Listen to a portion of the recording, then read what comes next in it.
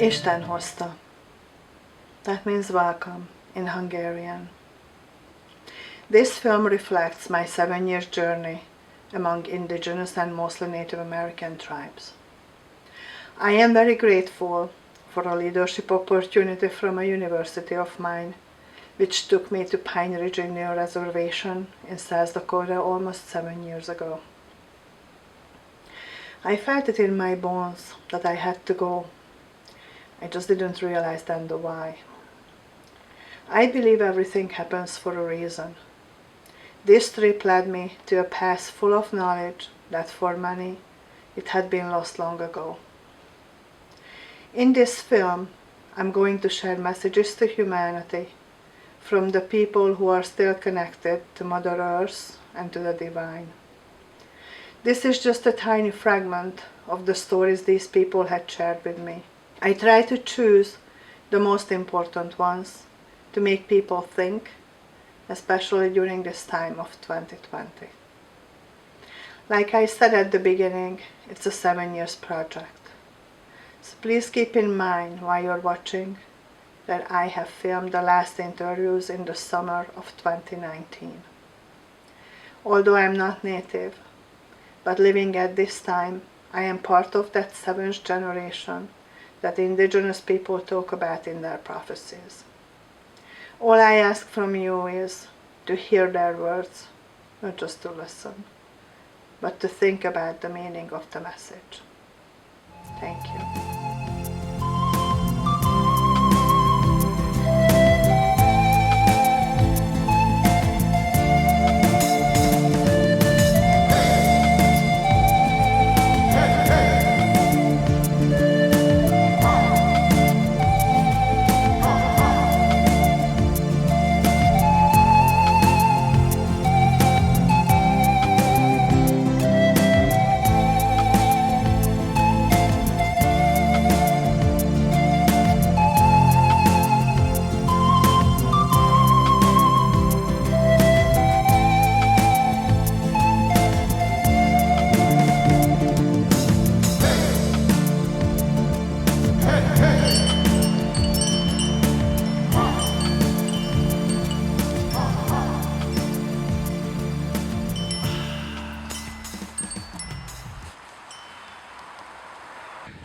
Our ceremonies and of course our language and culture are all tied together. You cannot have one without the other. The language goes with the culture and it goes with the spirituality.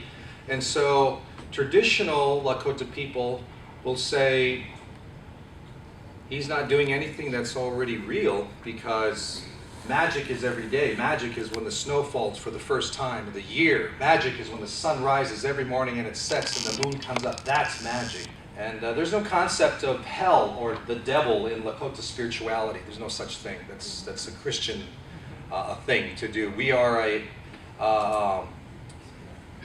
we're not a monotheistic people. We're a polytheistic. We have many, as like the Greeks, the gods will say, for lack of a better word, 4 directions. The earth and the Mother Earth and the Father Sky, and these kinds of things. So we look to these things for help and for aid. And so the people that are against it, like when we come across holy men, medicine men, even the Heyoka. I don't know if you know who the Heyoka is. The Heyoka, that's how we say. Heyoka is a sacred clown and was harmless, but very, you know, kind of like the trickster. You become a Heyoka when you have a lightning dream and thunder.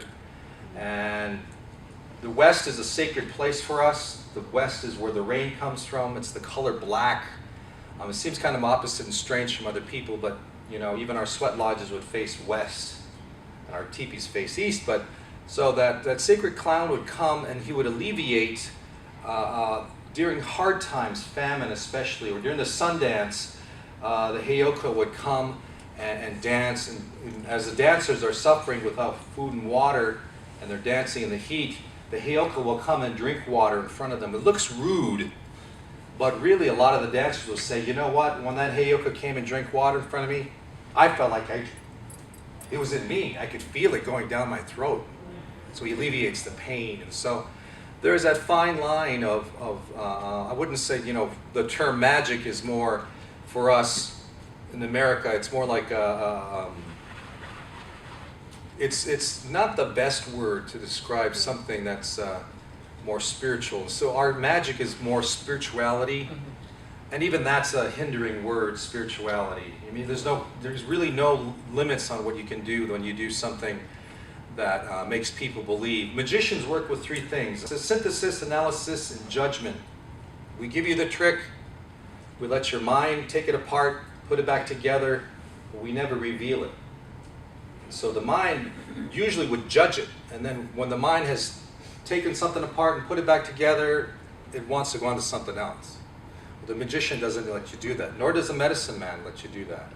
He brings you to a certain point, and then it's up to you to cross the line.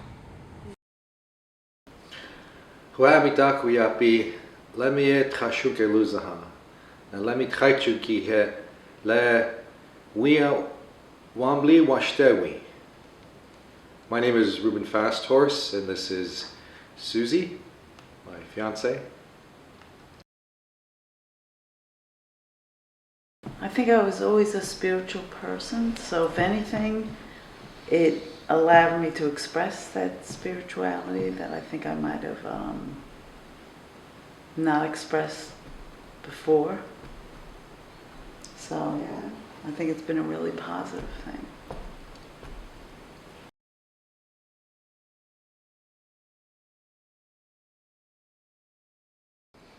You know, it's a good question. And so, how does one, if your father is Catholic and your mother is Lakota spiritually inclined or traditionally inclined, then how do you find the balance? And I think it was a really good, one of our chiefs, Black Elk, who was a catechist and was a holy man, and wrote it in the book Black Elk Speaks by John G. Neihard. And also there's other books of Black Elk as a Lakota Catholic, and how he had switched.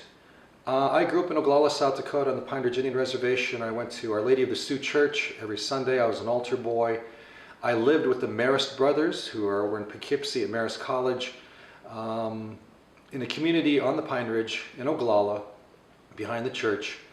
I was friends with William Stolzman. William Stolzman was a Catholic Jesuit priest who wrote the book The Pipe and Christ, and how he, as a Jesuit priest, had gone through all the ceremonies of the Sundance rites, Lakota Sweat Lodge, the Vision Quest, and things that he wrote about from his perspective. He was from Minnesota.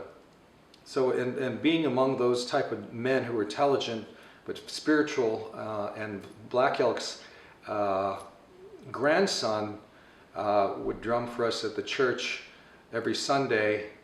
His name is George. So as I look back on my life, I remember being 19 years old. I went to college. I partied too much. I got kicked out. And I thought about being a priest after high school, before college, but I could not make the commitment. And what it was for me that I had this programmed thought, this trained mind of the Catholic faith and the Catholic ways, which are still very dear to me, but I don't practice them as like I used to, because I exercise my Lakota spirituality, which I am Lakota. So I'm working on that. But I would remember seeing and picking with the church van all the elderly in Oglala and taking them to Mass. And then we would finish Mass, and then as I would take them home, I could hear them speaking in Lakota. Chawana wiwang wachi yaninkte. Ha misha wiwang wachi maninkte. They'd ask, are you going to go to the Sundance? Which was way out in the field near the Badlands, the northern part of the reservation on Pine Ridge, near Red Shirt Table. And they said, the old people would say, yeah, I'm going to go.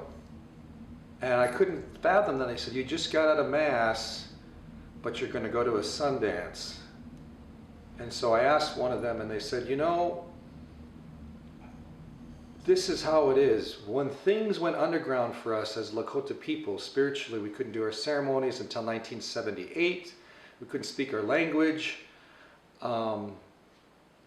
We had to hang on to something spiritual. And so, you know, for us, Catholicism was there. The Episcopalians came as well. The other faiths came in. We needed something to help us, give us purpose and drive again. And so a lot of people either became, a lot of times the reservations, half of it would be Catholic and half of it would be Episcopalian. But they took the core teachings of that, of Christ's lifestyle, healing and helping. He sounded like a Lakota medicine man in the end, when you think about it. So it became easier to make that adjustment, as well as Black Elk. So a lot of the old people said, you know, and then our traditions came back, and now we can do both. So we don't see it as two gods fighting it out. We see it as praying twice. And that really made sense to me at the time. I thought, okay, I'm beginning to understand how people... So now on the reservation, on the Pine Ridge, people can be totally Catholic, or they can be totally Episcopalian, or they can be totally Lakota, or they can go to each one. So we've come a long way, and it's through people that are interested in the culture, that are watching this, to come out and participate with the people that have been here for... our creation story tells us forever. If we look at it, most people, you know, speak some form of pan-native language. I'll generally ask people and say, is anybody in the crowd Native American? And nobody raises their hand. I'll say, believe it or not, 6 out of 10 Americans have Native ancestry in their family tree. Not all African Americans are totally African. They're Cherokee, Chickasaw, Choctaw, Cree, and Seminole. The 5 civilized tribes, as they called them. And so these everybody has a bit of heritage in each other. And so when we look at, I'll say, how many of you out there eat Native American products? Nobody raises their hands. And I say, so you're doing like corn, beans, squash, potatoes, spinach, blueberries, wild rice, maple syrup. What are you eating? McDonald's every day? I don't know. And then I asked the last question, how many of you speak a native language? And nobody raises their hand again. I say, you know what, if you know, taking these, there are about 2,200 words in the American English language that give us our unique accent. Our English is not British. Our English is not Commonwealth to New Zealand or Australia. Our English is very American and Canadian because of the words that are here. So if you don't think you use a Native American word, then you're not using these words. Massachusetts, Connecticut, Delaware, Michigan, Ohio, Kentucky, Tennessee, Alabama, Mississippi, Missouri, Wisconsin, Minnesota, North, South Dakota, Nebraska, Kansas, Oklahoma, Texas, Arizona, Utah, Idaho, Oregon, Seattle, Chicago, Minneapolis. So you are part Native American. 6 out of 10 people have ancestry. You do consume Native American products. Corn and chocolate are the 2 prized commodities that we utilize around the world. Corn is in our cars as alcohol. It's in our field. It feeds our cattle. And chocolate is probably the most prized commodity because as Americans we consume 5 pounds of chocolate in 1 year. So everybody pretty much is into chocolate in that sense. And we all speak a pan-native language, y'all. It's called American English. So you're more Native American now than you were just a few moments ago.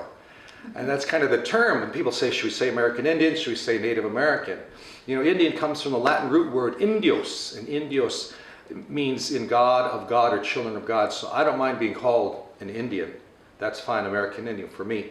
Some people will oppose it, and that's their own way of believing, I guess. Native American is a word given us by Congress in the last 50 years. Congress says if you're Athabascan, Aleut, Inuit, Yupik from Alaska, you're Native American. If you're from Hawaii or Samoa, you're Native American. If you've got this much Indian blood in your family tree, you're Native American. If you're federally recognized to a tribe, you're Native American. And if you're born in the United States of America, you're Native American. So it's such a generic term that's kind of been created. Indian, I remember growing up, and Indian doesn't bother me, but probably the best thing to learn is if you're going out west or up north or anywhere where there are native people indigenous to this land, it's probably good to know their tribe. So I'm going to South Dakota to see the Lakota and the Dakota and the Nakota. Or I'm going to New Mexico and visit the Dene. This accent we have comes from a lot of native names from this part of the world. And so the use of language among native people, there were two types of sign language, sign and gesture. There was an Eastern Sign Language. I can't seem to relocate that. There is American Sign Language, ASL now that we hear. And then there's the Western Sign Language that I'll give you an example of in that sense. So this is a poem by Chief White Cloud, who is Lakota, and you can Google it if you want to and look it up as an Indian's prayer. O great mystery, whose voice I hear in the wind and whose breath gives life to all the world, hear me. I am small and weak, one of your many, many children am I. Let me walk in beauty and make my eyes ever behold the red and purple sunrise. Make my hands respect the many things you have made, and make my ears sharp to hear your voice, and to make me wise, that I may know the many things that you've hidden in every leaf and rock. I seek strength, not to be greater than my brother, but to fight my greatest enemy, myself. Make me always ready to come before you with clean hands and straight eyes, so that when life fades as a fading sunset, my spirit may come before you without shame.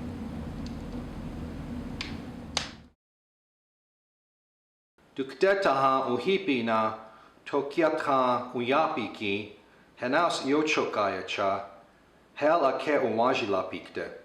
Ho, na hetuki wichoye wa ea chajeblatke ki, he nish ea wichoye ki ehapi, na tiwahe yahapi.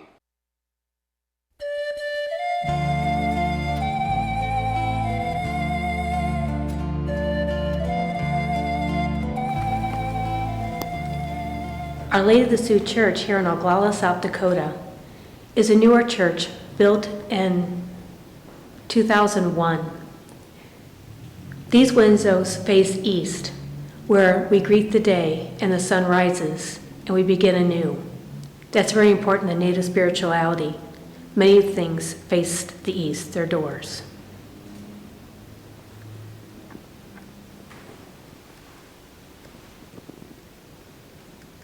After traveling east, we go to the north. In the north, the cold winds blow. The grandfather snows come and fill the earth and water the earth for the growth that will come later in the spring and summer. Then to the west. In the west, the sun sets and the glorious colors of the sky light up and remind us of the blessing to come our day.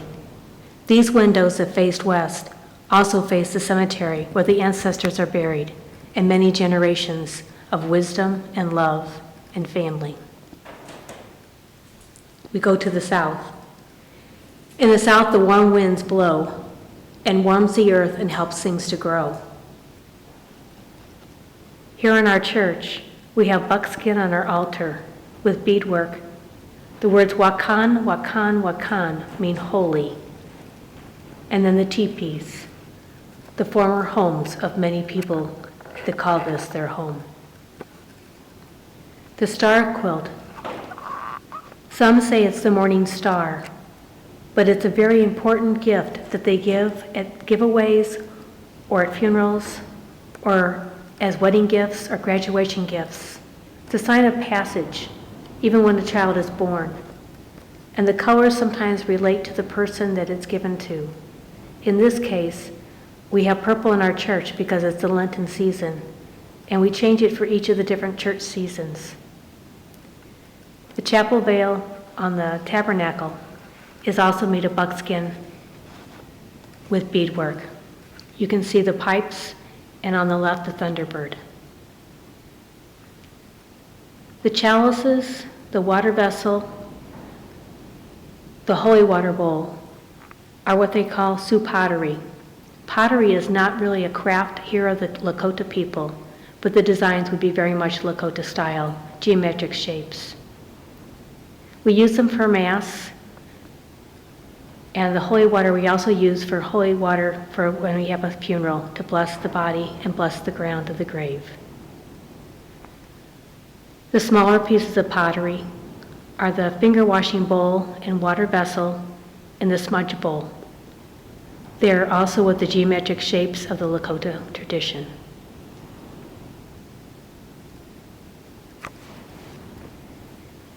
Two other directions that are sometimes spoken about are upward to the sky and to the heavens. The place where we hope to long to go to when our spirits leave this earth, and to the ground, the sacred earth, where our bodies are resting forever, but we know our spirits are no longer there.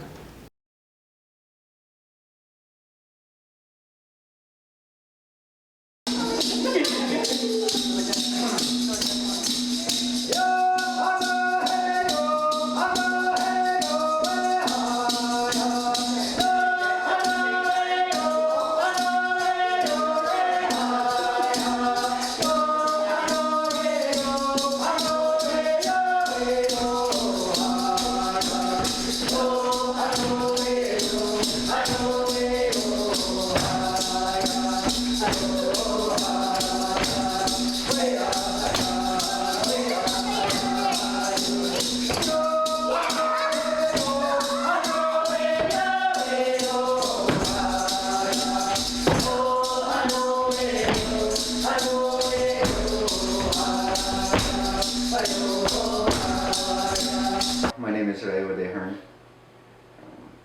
I've lived here my entire life since I was a child. Right now, mostly what I do is, I work at the school. I work with the language. Try to put language together right now. At this moment, I'm putting together stories with the language and then translations underneath the language, so that way, if there's nobody around, the ones learning can learn the language that way. If there's nobody there that they can ask. So that's what I'm doing right now. I always thought Kaniyoge was a special place. Not because I grew up here, but what the mission is of Kaniyoge, you know, to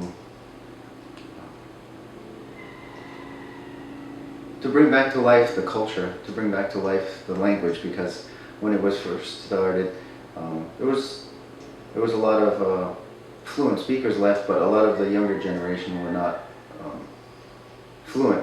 For some reason, the language wasn't passed down to them. Red, yellow, black, that's how it's represented as. White mask, false face, also represented by a bear. Red mask, also represented by the moose. This one is a deer, a fawn. A cornhusk mask, and this one is represented by a black mask and represented by a black panther. The wind, and each color, each direction is represented by the wind. They're all connected. The mask, the animals, they're all connected to the wind. I thought it's a notebook. No, I did this. This is what we do when we gather. We say words to bring people's minds as one before we start anything. And that's a good one. And so we read this every morning. Well, I read this one, and we take turns. We each have one, and we read it out to bring our minds to the right mindset, so we can learn our language and all that.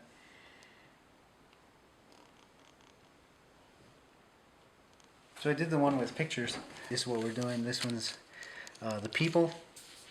We talk about the people, the earth, the waters, the fish, the plants, which is like regular plants, medicines. This one's the bugs.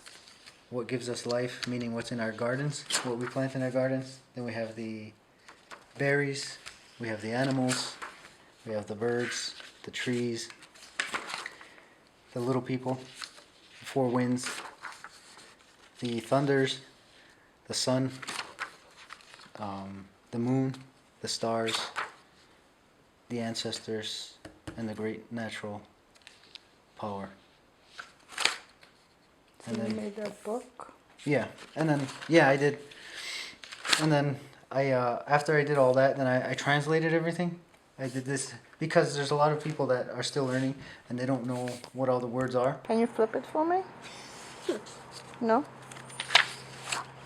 No more pictures? No more pictures towards the end. Oh, hey, godzą. Hagie, tigo. To nie gra łanios. Hagie. Oh, already.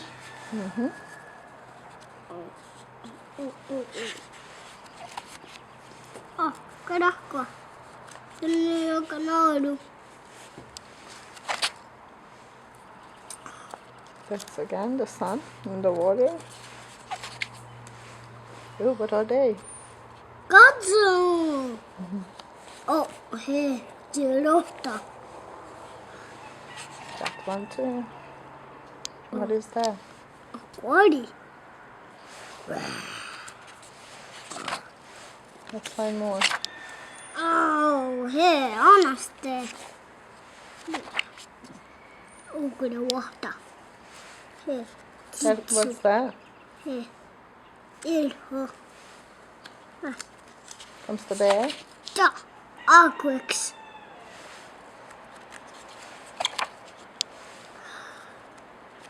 Yakanoro. Gazu. Hey, to gazu. Oops.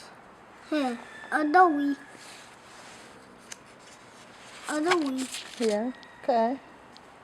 What about these? Oh, The four winds? Canhupsa. Panoskenudo. Oh, hey, hey, ho, ho. Oh. Hey, the trada, yeah. I think that's it. So, All done.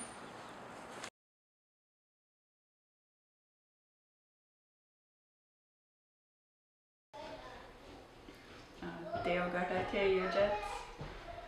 Kanyage haga ni gungo huat seroda. Vox grevage. Ni waki teroda. Dehana garine. Ni aquatire. Tanu kanyage kideru.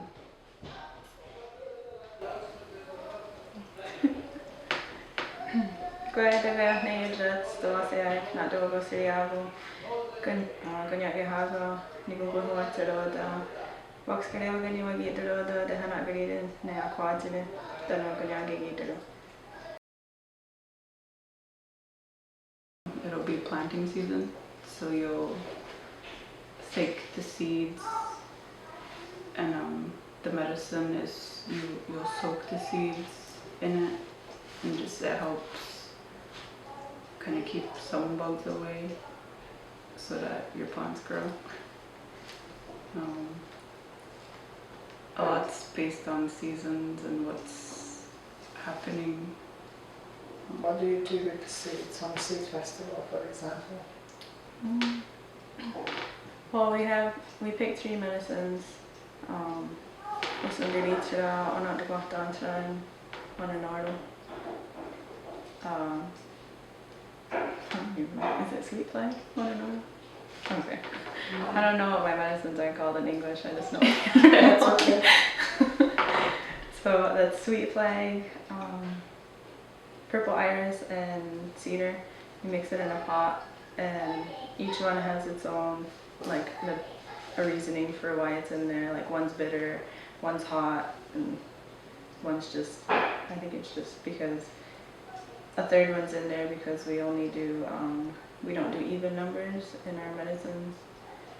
We just do odd numbers. So the third one's just thrown in there.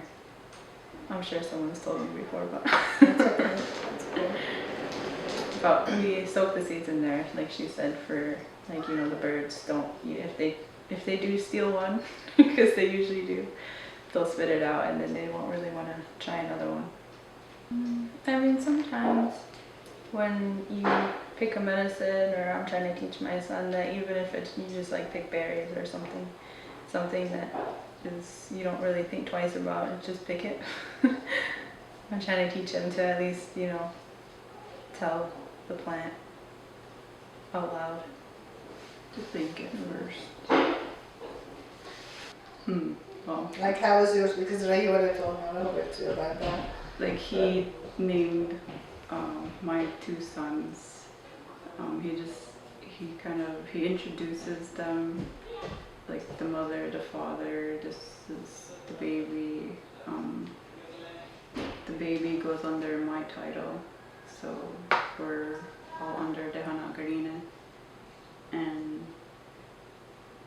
he'll ask for the people just to watch when the baby grows up to see what kind of traits they show or like what they're good at. And maybe like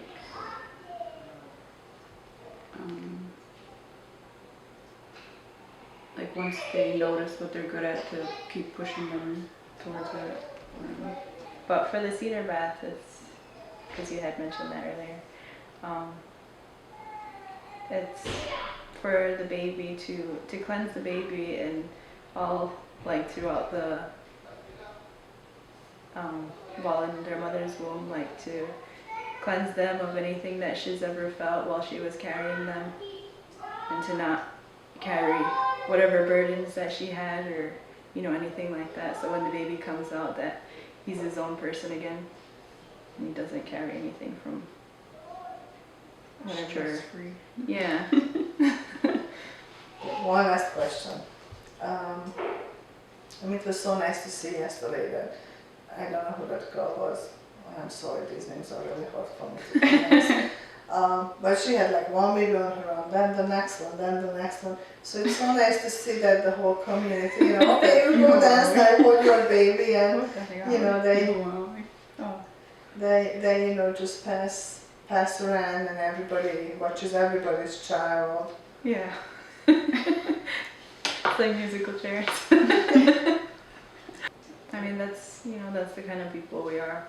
Whenever we see that somebody needs help, you don't ask them, you just kind of, help them out. You don't need permission. I'm sure they appreciate it.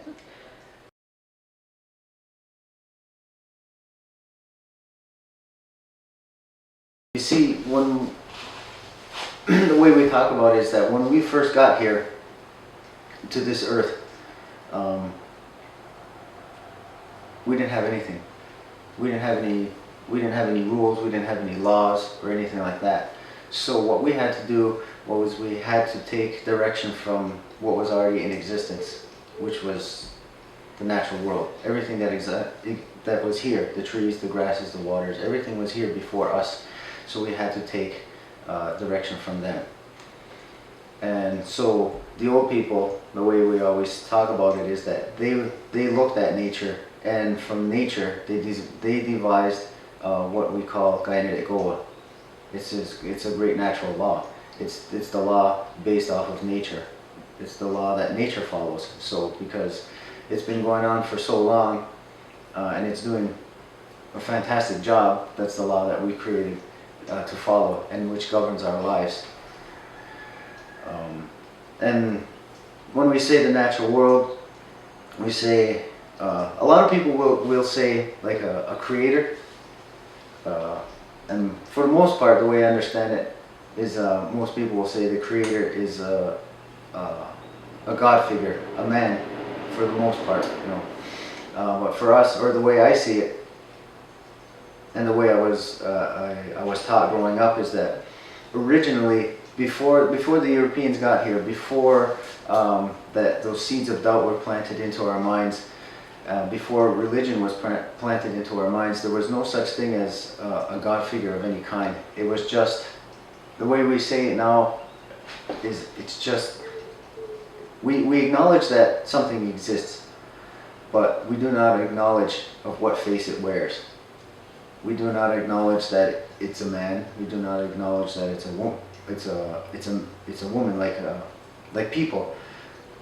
We do not acknowledge that it's a tree. We do not acknowledge that it's a squirrel.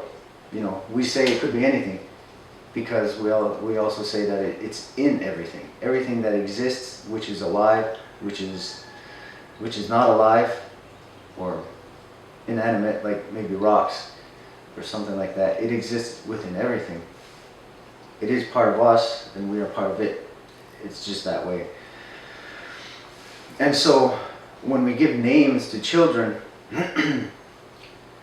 each name has to be unique, so that way there's no confusion by the natural world as to what needs to be done, like when a ceremony needs to be done. Say a child becomes hurt, gets hurt, it falls, breaks their leg, or they become sick with a disease, or they just get the flu of some kind. Maybe it's a really bad flu.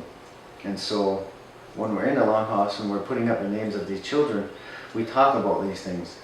He said, you know, everybody that's there and all of creation knows now that this child, this is the name of this child, this is what this child is going to be called for the time that they're here on earth.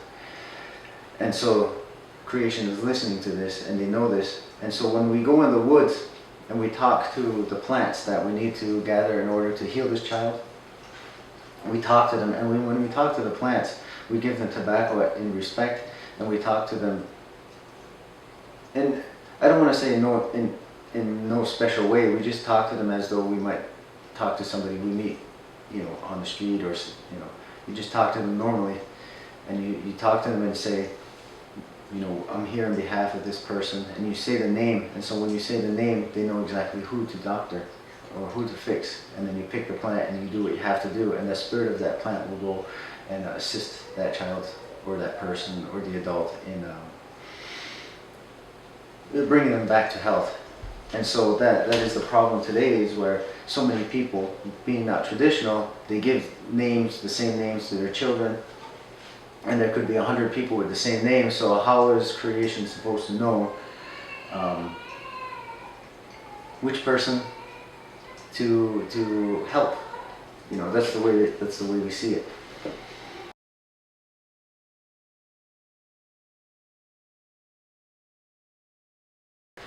Mine would be wake up, take control of your own life, like quit believing in everything someone else tells you, and go figure shit out for yourself instead of just going with the flow all the time, and get more in tune with yourself instead of these devices. TV, radio, all the time, all day, every day we're told what to do, what to think, and can't even think for ourselves. So that'd be my message. That with the nations, like on a Six Nation flag, you got the tree, those blocks, and you got that white line that extends.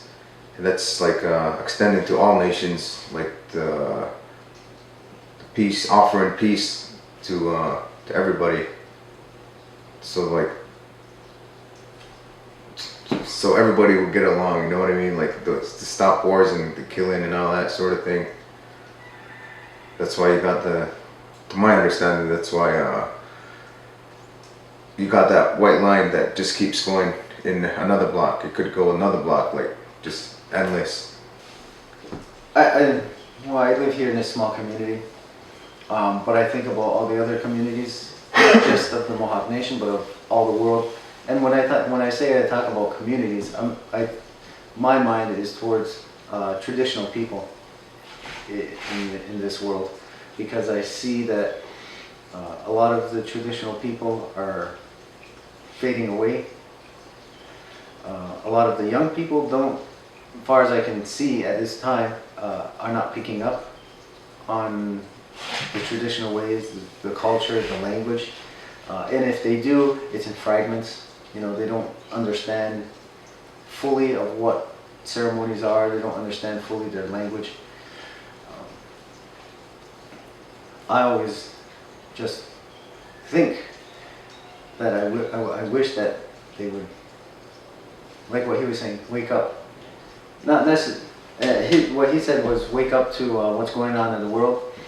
I always wish that they would wake up to what they're losing. of their own cultures, you know. Because this world, I think, is a rich place, and if we do lose all of those cultures, all of those languages, you know, it's going to be a sad time. And so, my message is just for the traditional people of all the world, and everybody comes from a traditional culture, right? It's just somewhere along the way, many people have lost their way, and what we always say is that it's all those shiny things that take us away from who we're supposed to be. Nene jini zawajan, what's up wego? So what they're going to do? Nene ungwa hume ni zawaya toda. Negi vai tu niji gwa neganis, aiz wa quistro. Nene giga got ni tu diunzas, yadik sa oguma. Ne yetsiri hunya, jini zawari hoda. Jini zawanoda. Ne dosa muondo. Ne giga na hoda, azawari hundi. Dosa muondo. Muahto, ne giga na hoda. Ne zi kanoro ne giga. Tano toka eto no so, toka eto no yawa ne. Suk agwahtega eto niji anto watahago. Nene zino guardi, sa te gawin de ta con zinit ne essa o yera un mata. Tano de dun zo ma eto niot ti. Ye teacher zinio di hahoda ne gi kan sa o yera un mata. Tano ne ta. Sema saat jag var inte malvat vi så en boin en dag nak vi live the what I'll translate what I said this written in my language. In my language, I gave you my name. My name was Standing Polar Bear. I belong to the Otter clan. That's my clan, my family, Otter clan, and I belong to the Odawa, the Potawatomi, the Huron nations. I understand the reason. I understand that it's a sacred. Mm-hmm. But why I'm doing this film is so to open people's eyes that the way that this world is going right now, it's not a good way. Yeah. And there is another way. And for sure. I don't want to be, disrespectful about your ceremonies or anything. I respect it. It's just I want to show as much as I can to open people's eyes, to try to change. Yeah. Because this world needs changes. Yeah. It's not. The way I look at it, every day you use that word sacred. Every day is important, and that's what it is. We acknowledge all life. We had one came over here. He was a Huron Indian. He came over here. Well, there was when a time when there was a lot of fighting among our people, among the Mohawks, the Onondagas, the Kiowas, the Atlantis, and the Senecas, and he brings a way of peace, and that's their teaching. They call it the Great Law, and his vision was to for ourselves for each day to always remember the seventh generation coming to the day we'll have that real peace, and that's what I understand.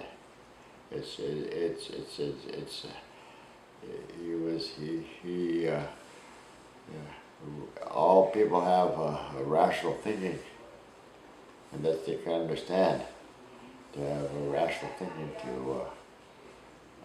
share that with each other to have a peace and be healthy. So that's what was very important with him, that he shared with the people. And he brought that Greek law with him, we call it Greek law, that we have some kind of unity, that we our teaching is to put our minds together as one, have that unity.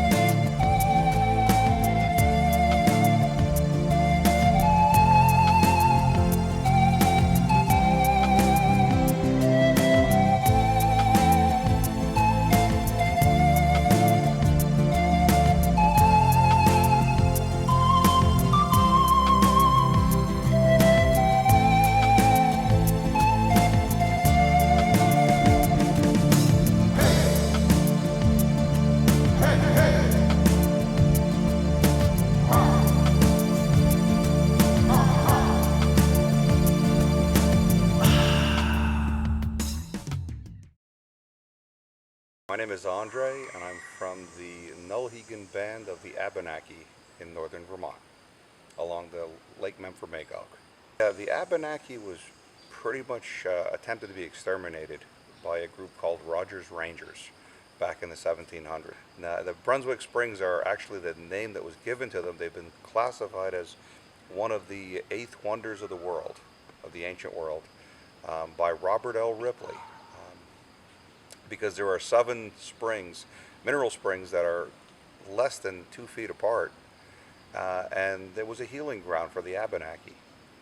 And in the 1700s, legend has it that a young soldier who was gut shot wandered into the Abenaki settlement where the springs are today, and he was looking to pretty much end his life at that point because he figured that the Abenaki would kill him once he got there. Once he got there, the Abenaki took him and healed him, and legend has it he walked out of the springs a week later on his own power, and he was healed. At that point, he decided that he wanted to benefit from the springs and utilize them for his own gain, so he wanted to buy the springs from the Abenaki. And the Abenaki refused to sell, so he came back in time and massacred everybody to take them. Once he obtained the springs, he was told by survivors of the Abenaki that nothing good would ever come from it. He built a lodging on the springs to wreak benefit, and it was burned to the ground. It was rebuilt again during the Civil War time, and again that lodge was burned to the ground.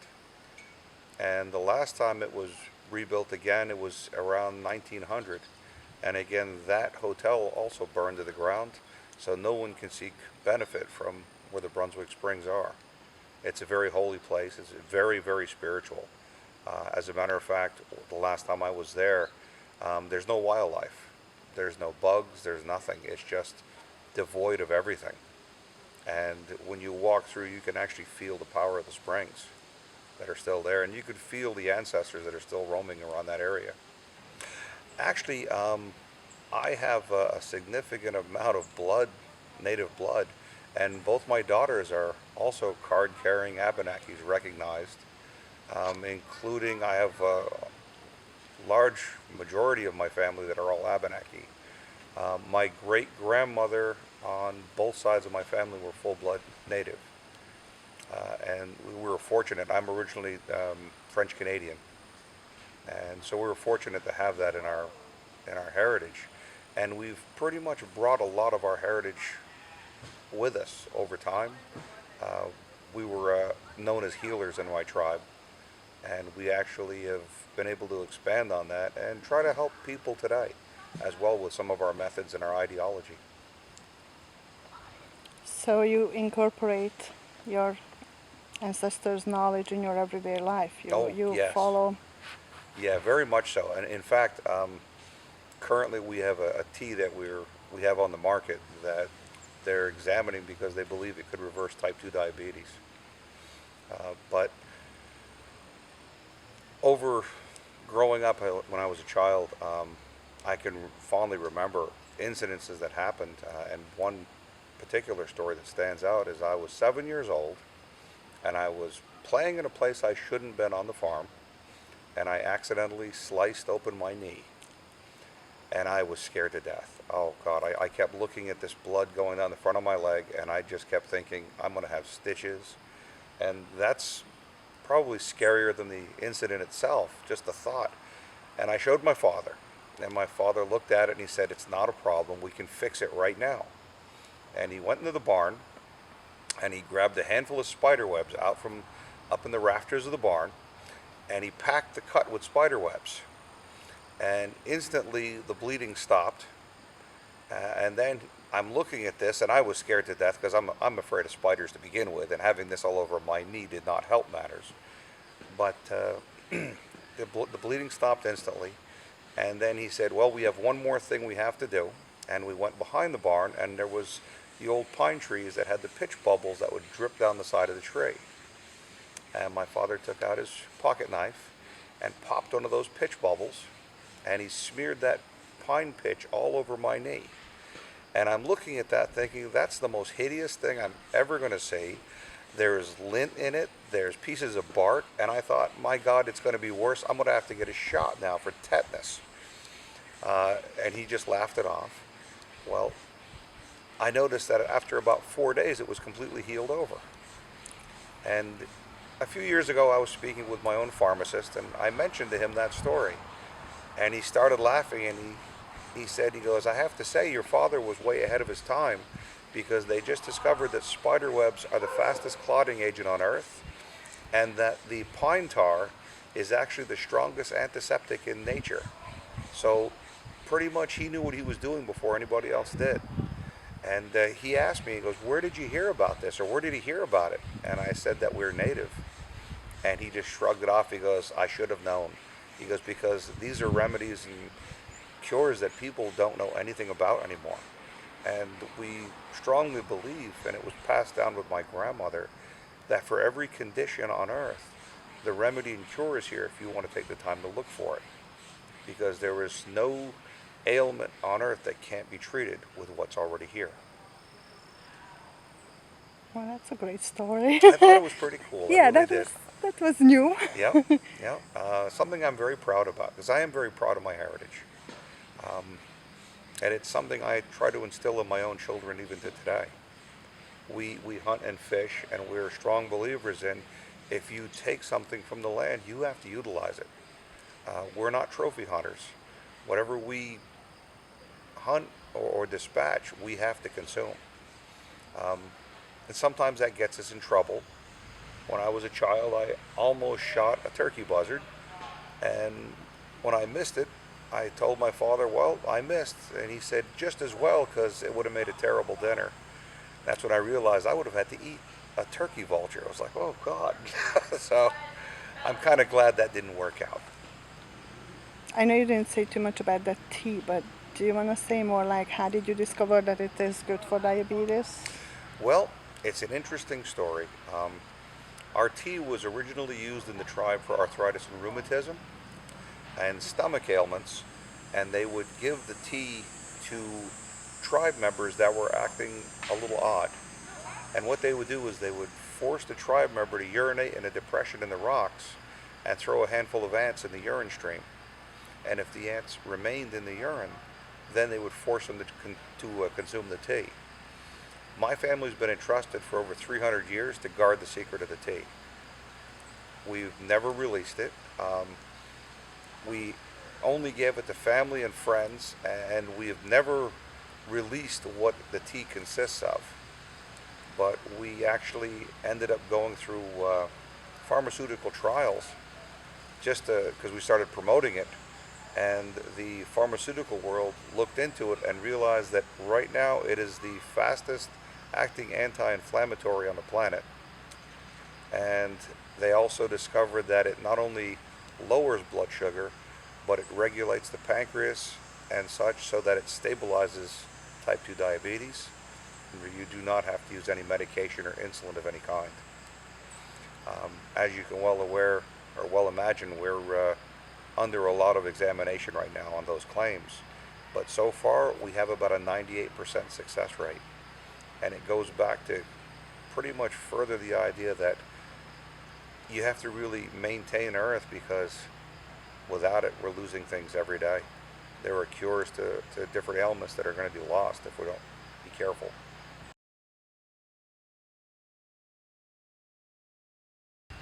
Very much so. I feel that I'm very in tune with the Earth, and I've noticed over time things have changed in my life where I can't help but feel spiritual. Actually, my oldest daughter is very, very spiritual. My youngest one is still a little young, but I believe that she's definitely showing signs of being quite spiritual as well. And my wife, again, is very spiritual. She's Cherokee. So we really feel like we're in tune with the Earth. Do you think it runs in the bloodline, or is it because of you become spiritual because of the way of living with your parents? I honestly believe it's in the bloodline. I honestly do. And there are things that even as a child I would dismiss because I was foolish and such, and didn't want to believe. When I started to literally believe in what was happening around me, then I noticed there was more to it than what I thought. It's amazing when you can see life developing all around you and you take the time to look at it, as most people don't want to be bothered and they don't take the time to really see what's around or focus. Yeah, be very open, be spiritual. Our belief and my belief in general is that everything is energy based. Everything has a current, and if you dismiss that or disregard that, you're losing out on quite a lot. Everything. I mean, the blades of grass. Everything has a spirit to it, and you have to understand your surroundings before you can survive. A lot of people don't want to do that. They're in tune with an iPad or a cell phone, and their world ends with all of that. And actually, it's funny because I was recently involved with watching the eclipse going through, and people were saying, how it could be the end of days, and what was the message behind it. And I have a message. My message was, for that short amount of time, your world totally changed. You had no control over it. You had no power over it. It didn't involve an electronic device made by man, and it didn't involve anything made by man, but in one split second, your entire world became dark. So what does that mean? That means that our existence on Earth is minuscule. We're not as strong and as powerful as we thought. And you can see that, I think, by some of the world controversies going on right now. That at any given time, everything can be taken away, and we start over. So if we're starting over, if I have a choice of starting with someone that has been in manufacturing or running computers their whole life, to someone that has been spiritual and living off nature, you can bet where my reasoning is going to flow toward. I think the person that's been in tune with the Earth is going to be in existence a lot longer. And they have been.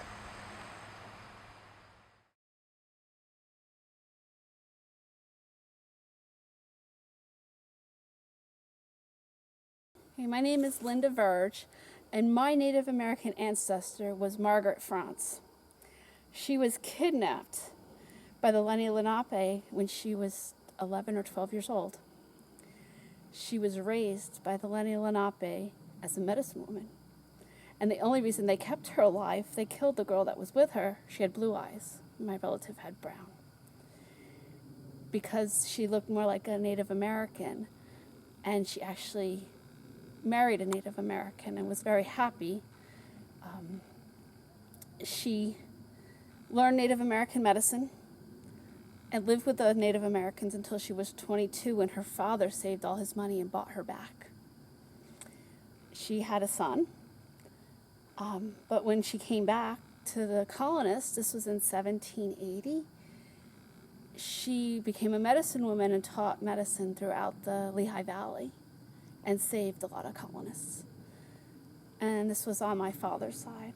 On my grandfather's side, I'm Cherokee, and I don't know the story because a lot of Native Americans were persecuted and names were changed. So I just know through my grandfather that my great grandmother was Cherokee. This is black birch. Have you ever had root beer? Yeah. Take a smell. Wow. That's so cool. That's what they make out of? Mm-hmm. Wow. Birch beers. So what you do is you get the root of a small tree or branches and you break it up in a pot of water and boil it. And you get a root beer. Wow. That's cool. And it's called what? birch tree, black birch. And this is the white birch.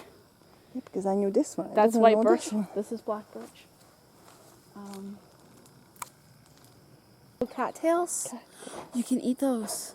I heard that. You but can I eat every part of them. The root is you make flour out of.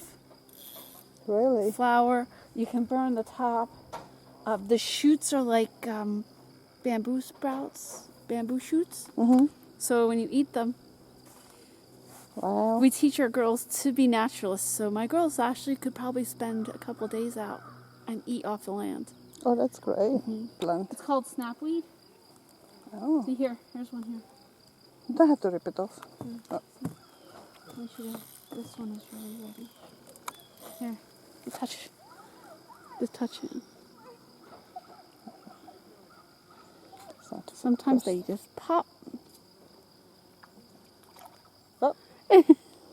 Cool. So if you have poison ivy, this is the plant here.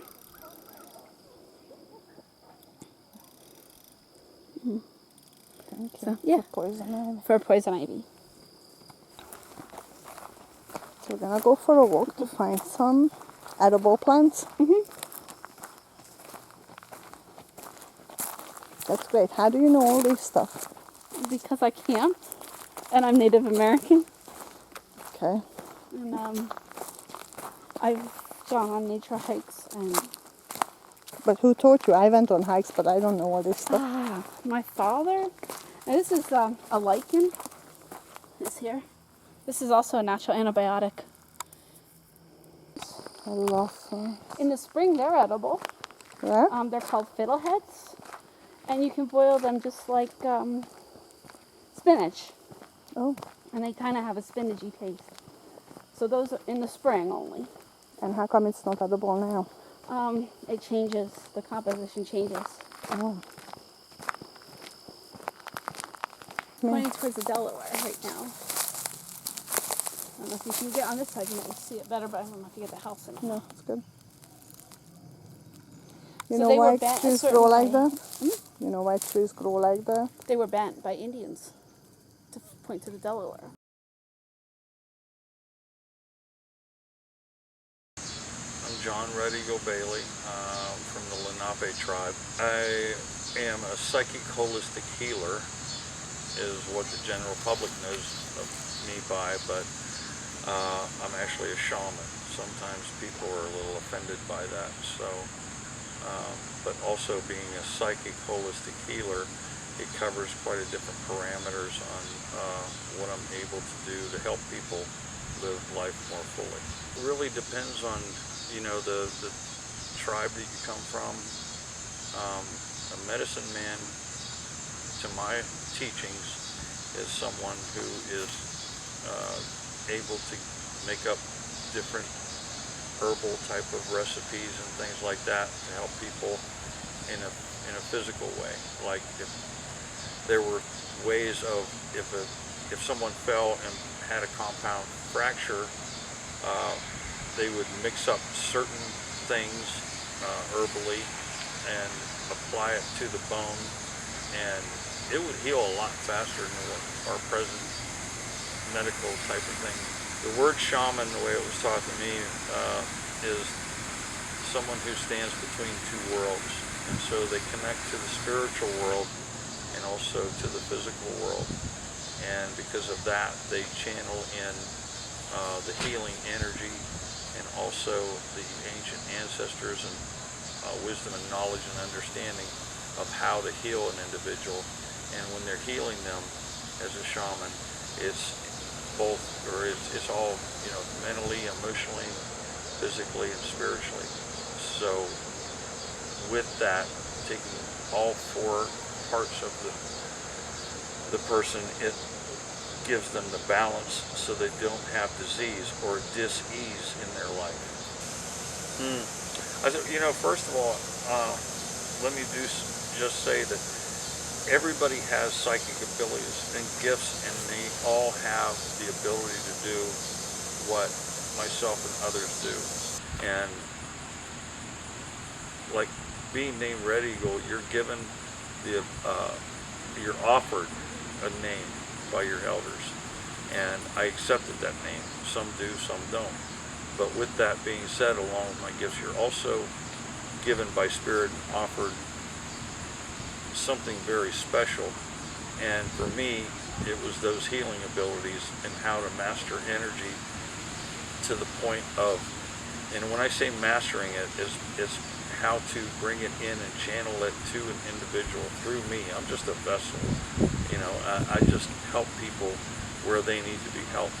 And that's the most, you know, that's the coolest part about it, just seeing the results instantly and how it helps people. So that's pretty much it in a nutshell, because it's different. Everybody's path is different, but that's the way it was for me. Yeah, it really is a way of life, you know, and it's not just the Native Americans, it's the Druids, it was the Aboriginals in Australia, other clans in New Zealand, from all around the world. They knew what it was like to be one, and that's exactly what people were missing. Wake up that there's only one race, and it's called the human race. And we all bleed the same color. You join different groups and you put a label on yourself, it's division, and you're separating yourself from everyone else. But yet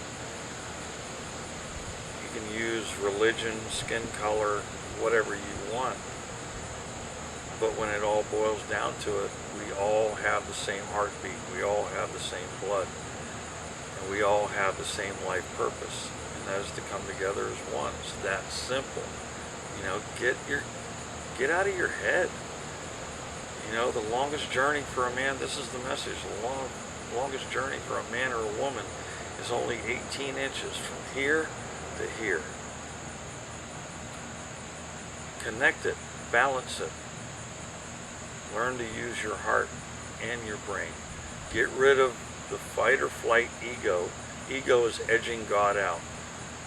You know, you are an infinite divine creature in connection to Source, the Creator. You're important, you're special, but you're not any more special than anyone else. So just learn patience and tolerance, unconditional love and advanced forgiveness for other people. They're on a life journey too. You never walked in their shoes. You don't know what their life was like. If you want understanding, first offer understanding to another soul. Thank you. You're welcome. Really appreciate it. Oh, no problem.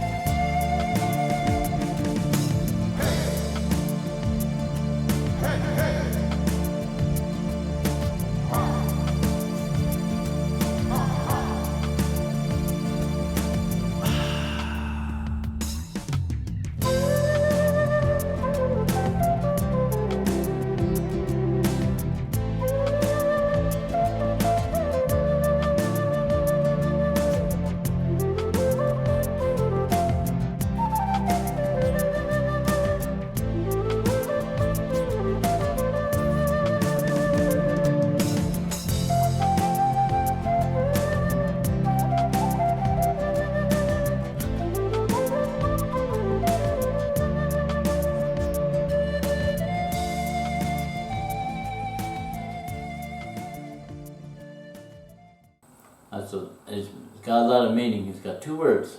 Shanupa and Hotroka. Ahitwayo. Goes like this.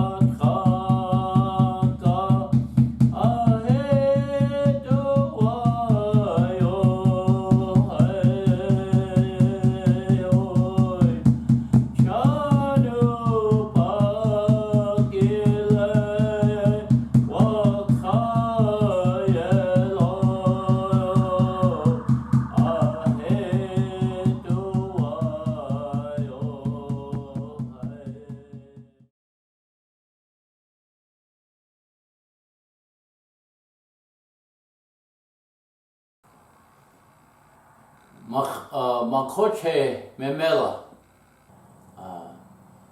Wocheke yuha chicha kapelok. Basically, what I believe in is we have to take care of the earth. We have to take care of our water and protect everything that we have, because it's not forever if we don't protect it. My name is Lurch Pagan.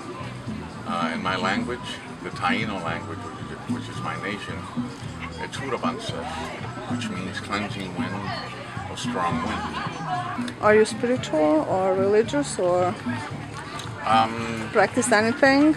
Or not religious. I try to. Well, I am spiritual, I suppose. You know, it's when you're doing something, when it's just natural. It's a little difficult to say, yeah, that's what I do. But yes, I am spiritual. I do my trancing in the mornings and in the evening with sage, and is primarily giving thanks for everything that we have, because we do have everything we need. We just don't use it correctly, but we have everything we need.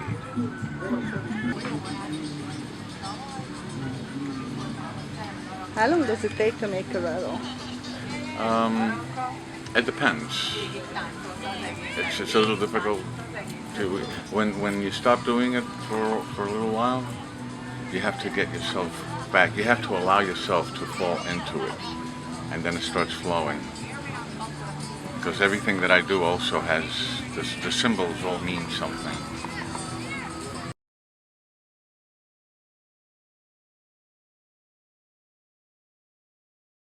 The most important thing is actually being a human being. And that doesn't mean that, because some people take being a human being as being different from other things. Well, we're not. We're part of everything. We're part of what the trees are part of. We're part of what the grass is part of, what the water is part of, what the wind. This is our mother, the earth, which gives us all these things. So actually, we're all one. It's one energy. And that just continuously goes around. We all share the same energy. So it's like the Lakota circle or medicine wheel? Like we're all one, we're all related? We're all related.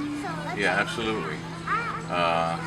And when you just said that, when you just stated that, yeah, not only in terms of humans being related. We're not. We're related to everything.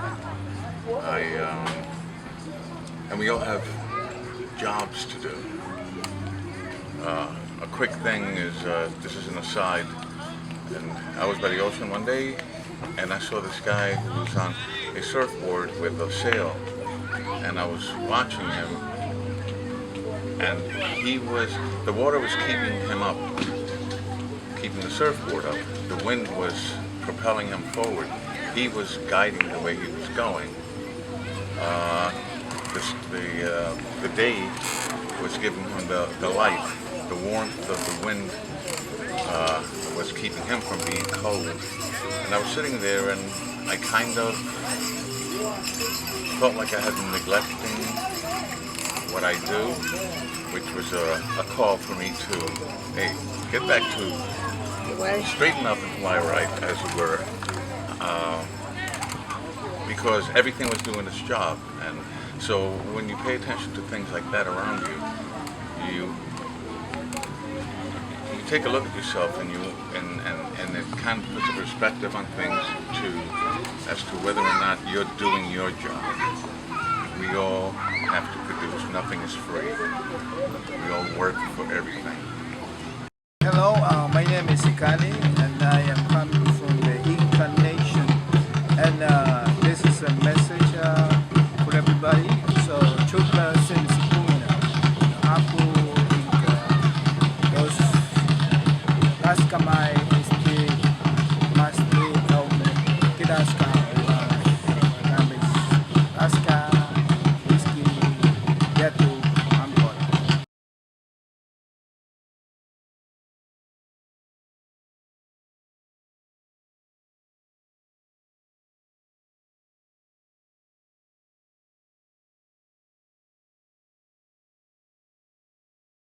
My name is Randall LaRue. I live here in Sioux Falls, South Dakota, and greetings to all out there. It's a #1 bacteria killer. It's good. And then, well, if you look, you can see some of these sages are laying down, and they'll get up about 6-7 foot. If you stand them straight up, like that one over there, it's bent over because of all the seeds. But these I'm going to let the seed. And like that plant right over there is a male plant coming up without no seeds. Yeah. That's a male plant. Right there is a male plant. These are females. And I will put that male plant in a box. And I'll box all these seeds. And these seeds are really getting close to harvesting. I just want to harvest the seeds. And then I already harvest. If you've seen the photos I showed, those got purple flowers. Well, the purple flowers are gone now. And I already got the seeds off of those.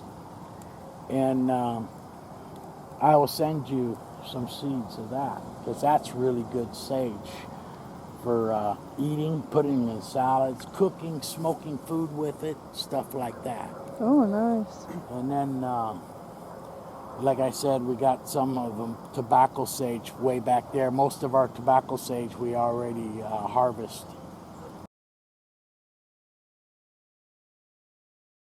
Main message, I guess, is to understand that we live in a closed environment.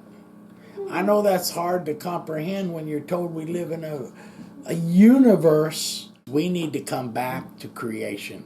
Creation has been stolen from the people. And that's my main message.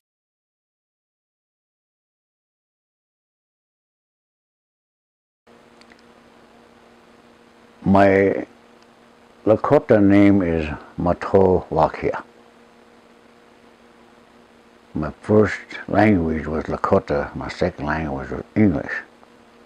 Mato Wakia is my name, which is, my grandma said, the name, it takes on its own personality or its own vibration. You become that. We just don't give names because it's time to give a name.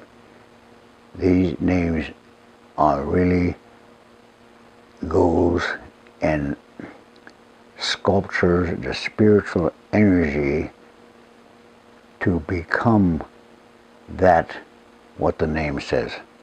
My first experience of the nature of spirits becoming part of my growing up as a child.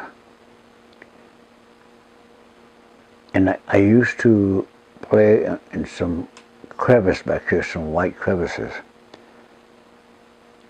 And when I got tired, I used to come down into the crevice and I would lay there because I felt I was embraced and felt the presence of the divine and the Mother Earth caressing me, holding me in a very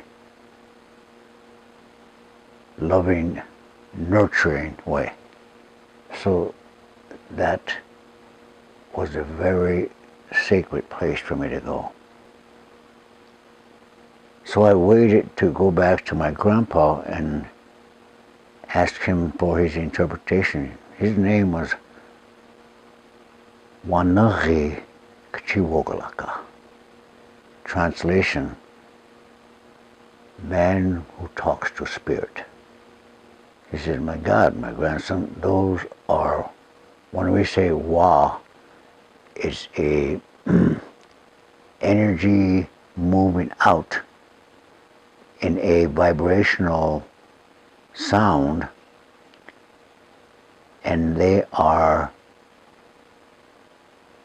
of the earth and they are in motion.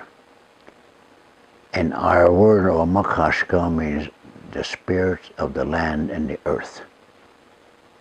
That there is much learning and teaching that comes from Wamakashka. That's what he told me. So he said, there is a sacred symbol in what I'm making that's already there. Some you can see, some you can't. You know what that was? In quantum physics, it's quantum wave. There's something there, something divine that we haven't seen yet, but it's already there. Another time that I had a relationship with spirit was in a sweat lodge, just behind the house back here.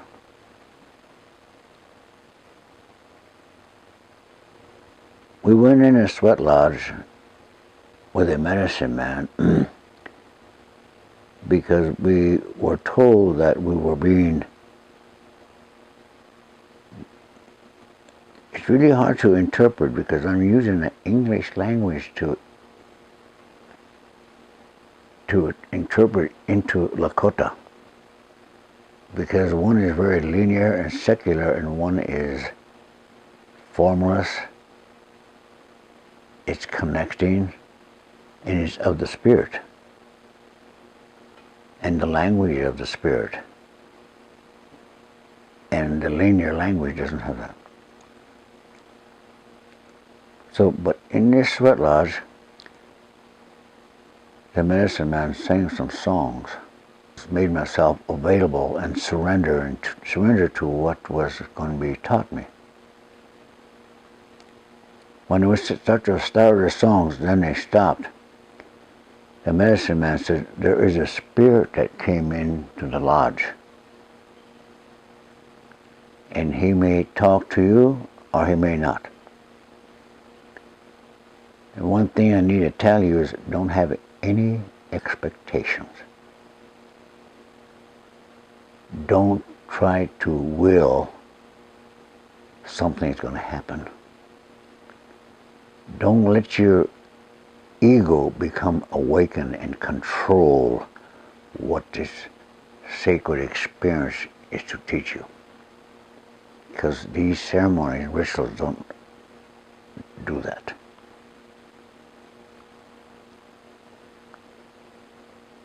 The other thing about that ritual is there's no timeline. Or there is no uneasiness about no one's talking. In Western society, someone is supposed to be talking. Silence is a foreign dimension. But in there is another dimension. And the absence of what I just said. That's not a criticism, it's just the way it is. So I don't know how long we sat there. And then all of a sudden I heard this voice. And it said this in Lakota. Takoja means grandson. I am the spirit of the sunflower.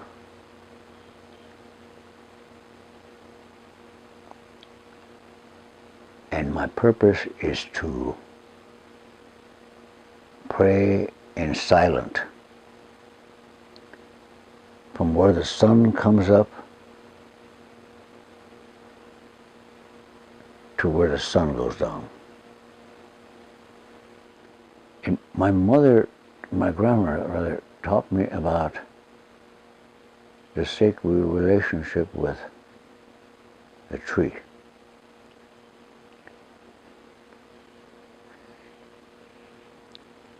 He said, the teaching I'm going to share with you is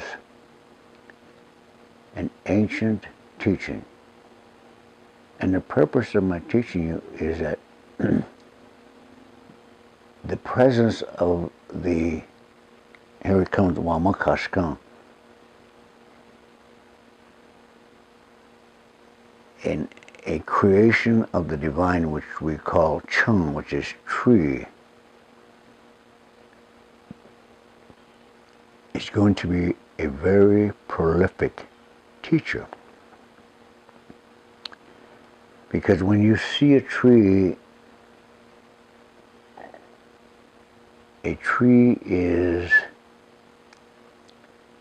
represents a gift, and it teaches you to acknowledge the tree, and it teaches you to give thanks for the tree that the Creator has given you. But also the divine has put a metaphor, a spiritual metaphor, in that tree's presence. Because what you don't see supports what you do see. I have that in the book too. You see it? If you can just imagine and think about that gift, that teaching, because we are basically surrounded by trees. So it's a gift it helps us to deeply, spiritually and vibrationally sculpture that image into our whole being, into our brain, into our truth center, in our heart, and our spirit, and in DNA. That's been 80 years ago, and I still have that prayer, and I still have that divine relationship with all trees. And the other thing that she used to teach us is she taught us about forgiveness. And she said, I'm going to teach you about forgiveness and some other things. We're going to go pick some cherries out back here. And she would sit us down, and he said, when we walk out there, I want you to, every step is a prayer. Every breath is a prayer. When you hear a bird, it's a prayer. When we hear the thunder and lightning, that's a prayer. Your life is a prayer. So that's going to be my teaching today. Everything I just told you.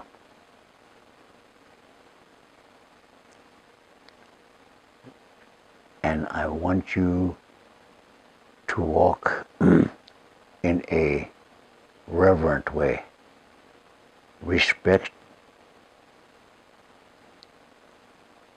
our creatures on the earth.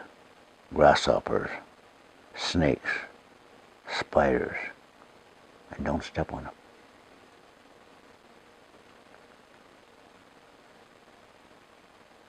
And when we go out and pick the cherries, I want you to pick them without hurting any of the branches, because that tree doesn't belong to us, and we need to practice spiritual ecology. Now, all this was said in Lakota, but I'm just translating it.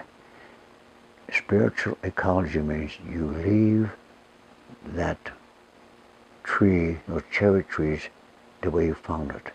Don't show any respect. Don't break any limbs. And always leave enough berries for the next family. Now, but before we picked those cherries, we sat down, and she would tell us about how these berries are going to be used.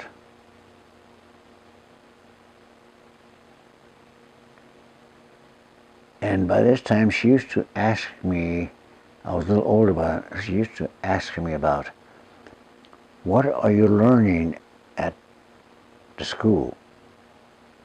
And I said, I go to a thing called catechism class.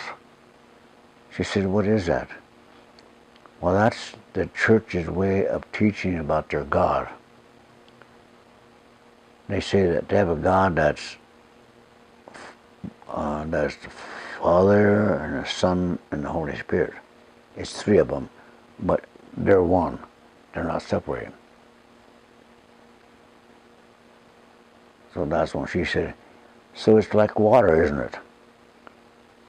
She said, so you're saying the Father and the Son and the Holy Spirit is basically God? Yes.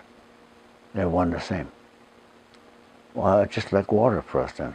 Water's ice, water's vapor, and water's liquid, and it's still water. That's our scripture. Our scripture has been placed in nature. Because my grandma did that too. He did say that wood is sacred. Pray with wood. He said, before you put that wood in the stove, say, this wood is sacred. And then when you put the water in a kettle to cook whatever you're going to cook, maybe it's cornmeal or oatmeal, pray for that food can give you nourishment from your mind, your body, and your spirit. And also pray for the water. When you pray with the water, you change the water crystals, the water spirit, into perfect symmetry. And that was way before Dr. Komodo of Japan did that research. You know that one, right? Yeah. Okay. Because Lakotas were doing this thousands and thousands of years ago.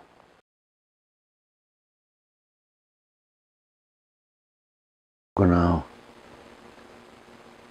le voce che wakakan che ne metti kompo.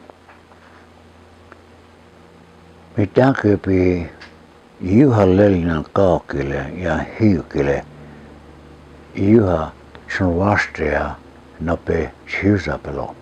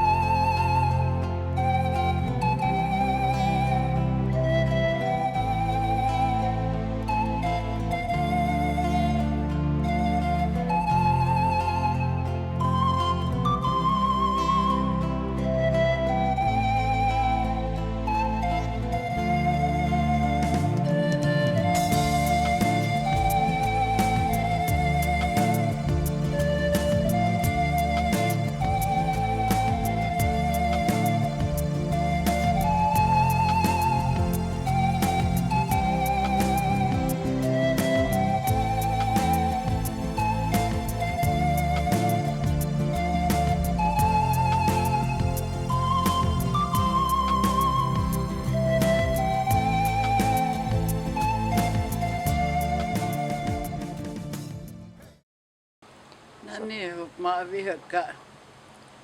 Margaret Behan, Red Spider Woman. I am a Cheyenne Arapaho from Clinton, Oklahoma. I am one of the 13 grandmothers, and in 2004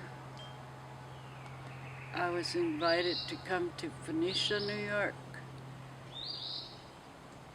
and then we came together, 13 of us from around the globe. We became council, and we didn't know each other, and we started out with our form of our council mission statement was for world peace and healing Mother Earth and her inhabitants. And we're really traveled in our path, our prayer.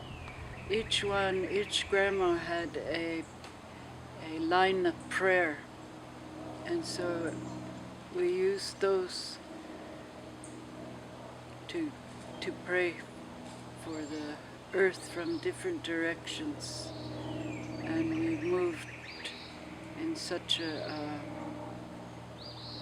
12-year span, and we completed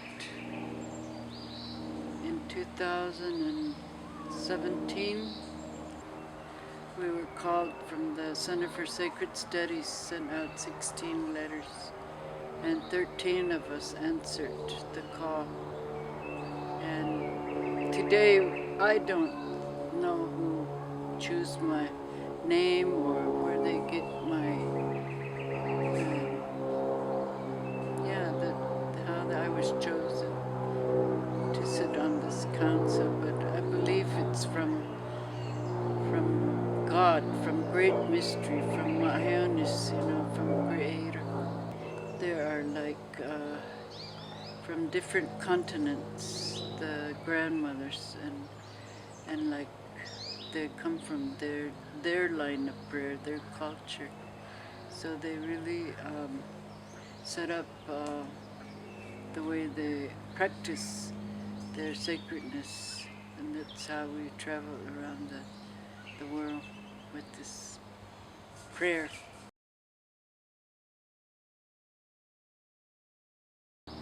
I'm here in dus Mr. Most to Worcester na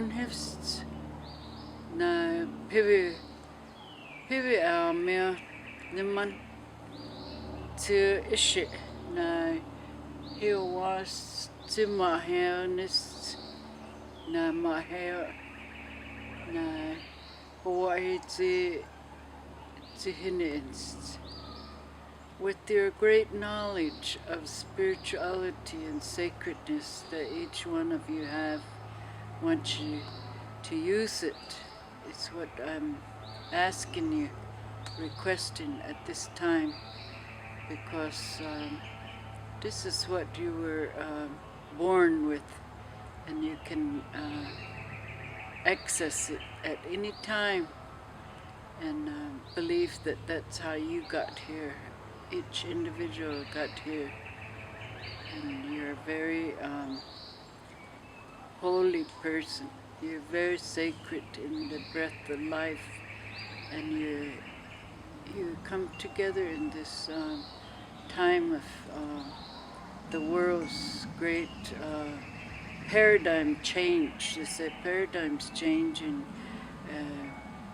the whole condition of the world is in a fast pace of changing here, and we are coming together in all directions,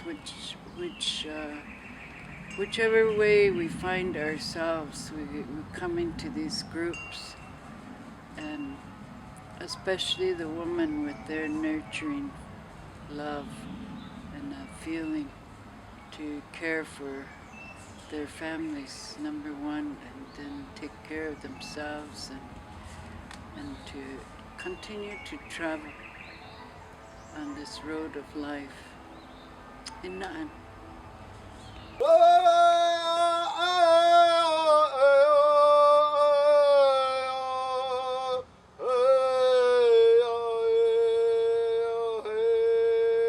My name is Lessert Mar, and my Lakota name is Wamani Omni Ska, White Whirlwind. And when you get to the age of about 55, you're considered an elder because of the things you've known through the period of time. So about 55 to when you're ready to go back to the spirit world, you're considered an elder. And the honors you've gained really don't mean nothing until you're in your older ages. And then with that wisdom, we get the label elders, you know, and that's where we're supposed to have wisdom and compassion and generosity and understanding. And it's different when Native American culture than white culture. You know, it's like our people, when we get so old and coming from a traditional point of life, we're not putting, like white people put their elders and their people in old folks' homes. We're so respected as elders that we don't ever have to worry about that because our children will take care of us. They'll tell. And depending on what stages we get into, they'll still take care of us. Because that's how the community looks upon the elders and their parents and their grandparents. So we're highly respected in that area. So I heard you're also a Sundance chief mm-hmm. in Oglala. Mm-hmm. In Rosebud and Black Hills. And how you gain the knowledge of Sundance? Well, yeah, we're taking what we learned from our elders and our medicine people, and so it's like the train effect. It keeps going forward, you know. And we find young people to hand it down, and young people are interested in it. So we hand it down of what wisdom that we know, and then they carry that and they gain their own because things change, you know. So it's an oral language. So it's handed down like that through stories and through sight and through talking to the older people. Well, not everybody's a Sundance. No, those are honors that are given to you after years of participating. I first participated with my hookah dad 40 years ago. And the Sundance was so sacred at one time that people didn't even talk about it. The only time they talk about it when they were actually at the ceremony. But today's a whole different time, you know. But there's some of us that still hold on to those old ways.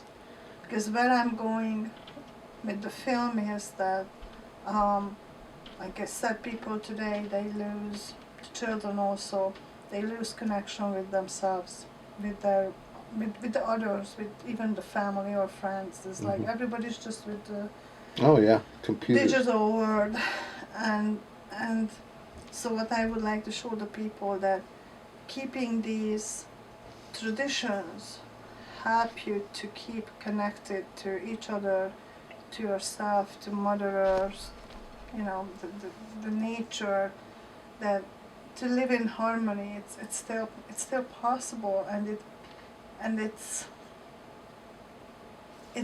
better than where the world is going right now. Mm-hmm. I think that our culture stays alive because we're not scared to buck the storm. See, our culture, Sundance, all our ceremonies were banned, and people were afraid to do them until 1978. Do you think you can pass it on to the new generation, to the young ones? Do they follow the road? Yeah, they're already there. We have a lot of young people at Sundance now. A lot of young people that are learning to be medicine people. So the tradition, it won't ever die. It'll just keep going because we teach it our grandfathers taught it to us, our fathers taught it to us, we teach it to our sons teach it to our grandchildren. So it's just like a road, it keeps never ending. And so that's how the traditions will stay alive, you know. And like I said, we got a lot of young people getting involved now. Our ceremonies were all based under the the star system. How they were certain star formations is when we had the Sundance. Certain star formations showed us water. So a lot of things in the constellation were given to us by the Star Nation, you know. And they're always teaching. I mean, you look at the stars and there's always a change in them. And through that Star Nation, it shows how people changes, you know. And so a lot of things were done by the old medicine people by watching the galaxies. You know, they knew when to have this. They knew when the choke cherries, the choke cherries were ripe. When the buffalo calves would be born, when the horses would be born, when a lot of things were based around a lot of the star knowledge, you know. And nowadays there's people that use that, but it becomes a material gain for them. You know, they use that knowledge and it's all about a material gain. Now there's groups of people that make it very, very mystical. But the star's been up there longer than we have, and they've been giving us teachings longer than we've been here. So people change things to fit their own purpose a lot of times, you know. Is there anything you can tell me about the medicine wheel? Or They used it like a calendar. It was like the stars. Is they would go up there and read the direction of certain stars on that medicine wheel, and it was like a human calendar. That one up there is what I was told it represents the 4 seasons. And so at different times medicine people would go up there and they could tell how the weather would be. They could tell how the buffalo would be. They could tell the understanding of how ceremonies would be, because it correlated with the sky. It correlated with the stars. So that's why up there there's no paint on them. It was something that came before blackout brought the medicine wheel, the black, red, yellow, and white. This was a medicine wheel that was built thousands of years ago. And so, but it was usually used to go and pray with, go and look at certain directions and when to perform different things for people. And that's my knowledge of that wheel up there. so Black Elk brought in the colors? Black Elk was one of the ones, to my knowledge, was one of the ones that brought the colors in there. Because he told us about that all nations would be dancing under the same tree of life, the black, the red, the yellow, the white. And that's what's happening nowadays. So his predictions of those colors, came with the medicine wheel that we have today. But do you think that people all around the world, if they would keep their own traditions or get into, I don't know how to say it, like, you know, to become traditional in their own culture, would help the world to be a better place? Their spiritual culture, Yeah, the yes. spiritual culture. Yeah, it'd be a way better place, because you look around the world and you see a lot of these cultures in the black, the red, the yellow have lost their identity because they don't have any culture no more. And so they drift to other cultures so that they bring back their cultures, but they lose themselves when they're too ingrained in other cultures to find their own. So they're borrowing, or they're making a trade. So what they need to do is to learn their culture, like the Japanese. You know, they have a beautiful culture. And their culture's strong. Like my people and Native Americans, we believe in our culture, and that makes our culture strong. And I can't talk about others because I don't know their culture.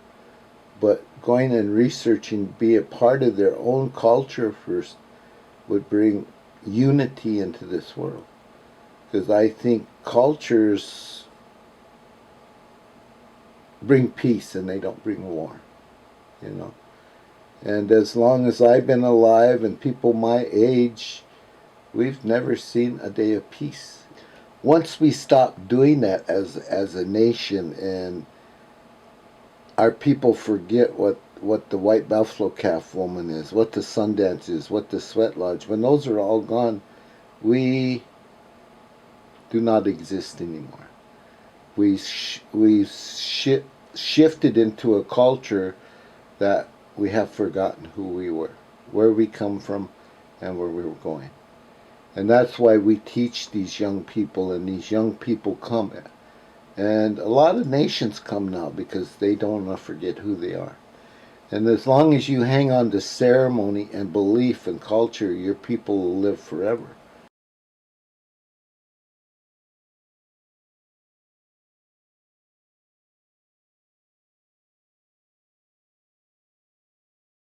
An Algonquin water song. The men are the keepers of fire, the women are keepers of water. And normally the song is sung to all four directions. The meaning of the song is, water is the life's blood of Mother Earth. Water is the life's blood of our own bodies. So, Larry and I.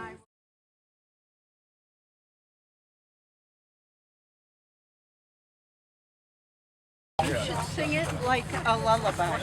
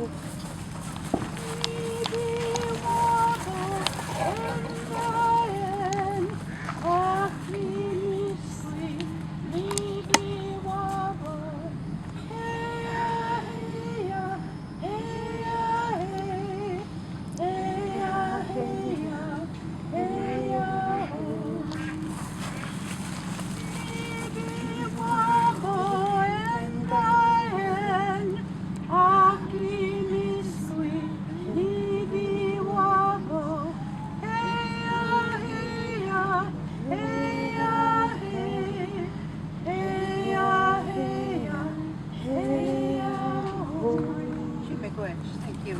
Please pray for the water every day.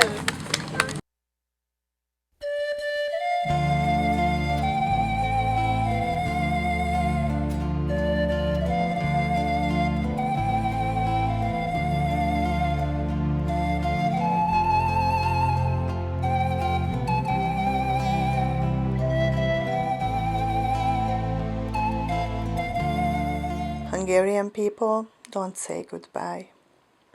We either say God be with you or until I see you again. One day, somewhere, we will meet again because we are all one. Viszontlátásra!